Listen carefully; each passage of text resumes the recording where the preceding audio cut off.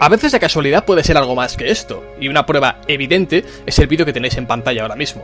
Hace una semana y media Square Enix publicó en PlayStation 4 la versión remasterizada de Final Fantasy VII, y al mismo tiempo, dada la cercanía del estreno de Star Wars El Despertar de la Fuerza, me he puesto a ver las películas originales una vez más.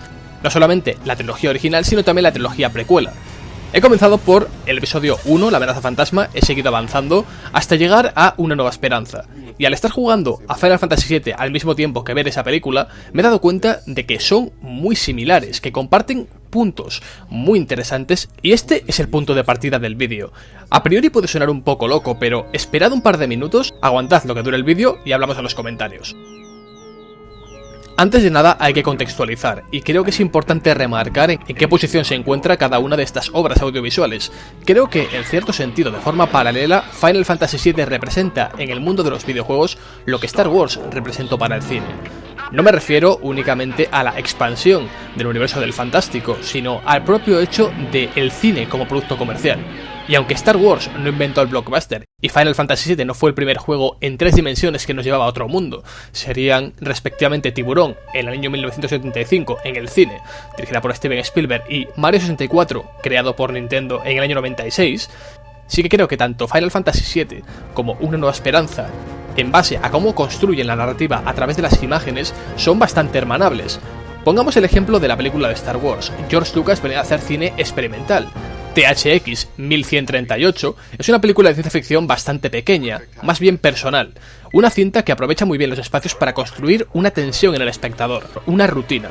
Es una cinta muy diferente a lo que haría George Lucas años más tarde con Star Wars, pero en Final Fantasy VII veo una construcción muy similar de las secuencias. Veo planos fijos, por ejemplo cuando bajamos a la biblioteca de Nibelheim, el plano fijo que vemos con Cloud avanzando hacia la mesa del final está perfectamente estudiado para generar un mal rollo en el jugador. Ocurre muchísimas veces. Otro ejemplo concreto, cuando Shinra destruye la base del sector 7 y vemos la explosión reflejada en el cristal del edificio de Shinra, esto es bastante similar a cómo George Lucas filma a Darth Vader, muchas veces como un contrapicado, reflejando a través de su imagen lo que está pasando fuera del plano. Y cerrando, habría que hablar de cómo ambas obras utilizan la música. Tanto en Star Wars Una nueva esperanza como en Final Fantasy VII, las composiciones de John Williams y de Nobuo Uematsu respectivamente están ahí para enfatizar la imagen. Esto es algo que parece bastante obvio. El cine se construye sobre este tipo de experiencia. Lo que pasa es que en Una nueva esperanza, vista la película ahora, se nota un montón que la música es magnífica, pero está ahí por un motivo muy específico, que no es tanto acompañar la imagen como enfatizarla. Lo podemos ver, por ejemplo, en la secuencia que tenéis en pantalla ahora mismo. O cuando se presenta la cantina de Mos Eisley, que básicamente arranca con el tema principal, nada más que vemos una imagen en pantalla. Esto pasa en Final Fantasy VII, de hecho hay momentos en el juego en los cuales la música está torpemente introducida, como si hubiera saltos en el tiempo, en lugar de ser totalmente orgánica. Las composiciones son excelentes en ambos casos, con lo cual no hay ningún tipo de duda en ese aspecto, pero la forma en la que se utiliza está claramente enfatizando más que acompañando a las imágenes. Entrando ya en la parte específica, encontramos que el planteamiento tanto de Star Wars Una nueva esperanza como de Final Fantasy VII es prácticamente el mismo. Es cierto que cambian personajes clave de la historia, es cierto que hay momentos que están en una producción pero no están en otra, pero partiendo del punto inicial, en Star Wars encontramos un grupo rebelde que se rebela contra el Imperio para salvar a la princesa Leia de la opresión de Darth Vader. En esta película encontramos una vieja religión, los Jedi, que está obsoleta y solamente quedan unos cuantos representantes, concretamente Darth Vader y Obi-Wan Kenobi. En cierto momento de la película, Obi-Wan se sacrifica frente a Luke para darle coraje, convirtiéndose en algo más que una presencia física, para pasar al plano espiritual y motivarle a seguir adelante en el viaje. Si nos centramos en Final Fantasy VII, encontramos algo similar. Un grupo terrorista, en este caso Avalancha, se dispone a acabar con la opresión de Shinra, una megacorporación que quiere acabar con la vida del planeta extrayendo su energía. También encontramos una vieja religión, o una vieja raza, los Cetra, los ancianos, que están sustentados en una idea de la Tierra Prometida. Solamente cuentan con un representante en el momento actual, se llama Aerys, y como todos sabemos, fallece frente a Cloud, dándole coraje tanto a él como a su grupo, pasando a ser más que una presencia física, como comentado antes con el caso de Obi-Wan Kenobi, para ser algo espiritual que le acompañará todo el viaje. El diálogo final entre Cloud y Tifa enfatiza esta situación.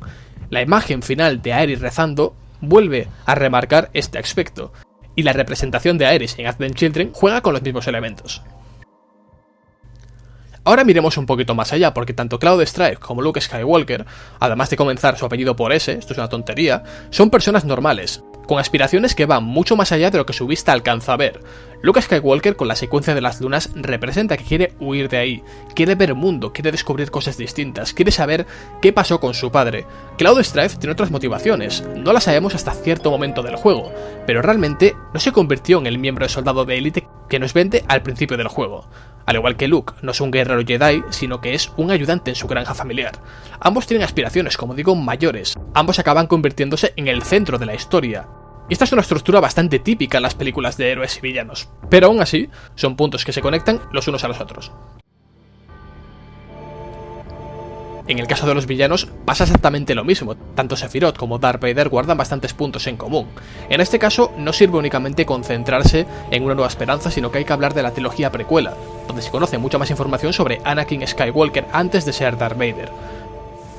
Puntos en común, ambos fueron elegidos para el cambio. El primero, el hijo de Ojo y Lucrecia, fue el experimento perfecto, resultó ser el soldado definitivo. El segundo, Darth Vader, o Anakin Skywalker, iba a solucionar los conflictos de la fuerza. Iba a ser la solución para todos los problemas, el equilibrio que estaban buscando. Sin embargo, en un momento de locura, cegado por el poder, la envidia y los celos, se pasó al lado oscuro. Tanto Sephiroth como Darth Vader, en cierto momento, acabaron siendo reconstruidos o mutados como Frankenstein. En cierto modo, aunque tienen una figura materna a la que aferrarse, ambos son hijos de la ciencia. Y en los dos casos, tanto Sephiroth como Darth Vader buscan a madre, buscan a esa figura femenina que les dio la vida, con consecuencias bastante dramáticas en momentos climáticos de la historia del juego y de la película El Ataque de los Clones, respectivamente. Encontramos otro punto en común en los personajes de Don Corneo y de Jabba el Hutt. Ambos buscan algo que está fuera de la ley, ambos tienen su pequeño imperio construido al margen de los líderes, por así decirlo, es decir, Don Corneo está por debajo de Shinra, Jabba el Hutt está por debajo del imperio, y sin embargo ambos tienen representaciones similares. Don Corneo, después de darnos la información que necesitamos, nos lanza a un pozo para enfrentarnos a un enemigo. Jabba el Hutt, en la saga Star Wars, acaba lanzando a los invitados, cuando le cabrean, a un pozo donde tiene un monstruo esperando que devore a estas personas. Esto es bastante similar, pero evidentemente está más cogido con pinzas.